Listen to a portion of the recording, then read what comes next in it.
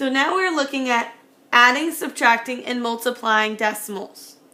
Now, when you're adding and subtracting, it's important that you line up your decimals.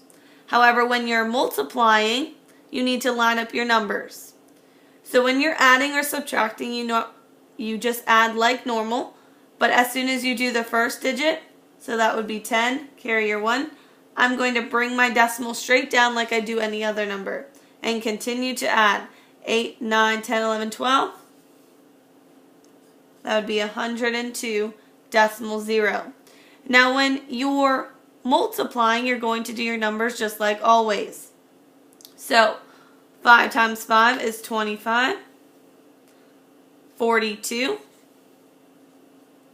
15, 16, 17, 18, 19. Now, once I've used those, I'm going to cross them off and cross my 5.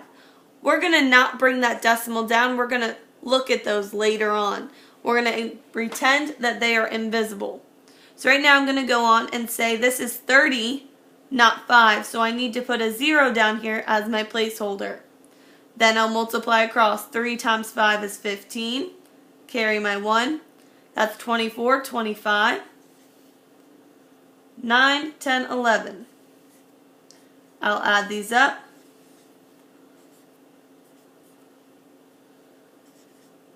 Now it's here where I come to my decimals. I'm going to count the digits to the right of the decimal. There's 1 here, 2, 3. So I'm going to move my decimal 1, 2, 3, and that's where it belongs. Now what gets tricky is when we are going to divide decimals. So if I had 3.4 divided by 286 per se. If there, we'll put a decimal in there.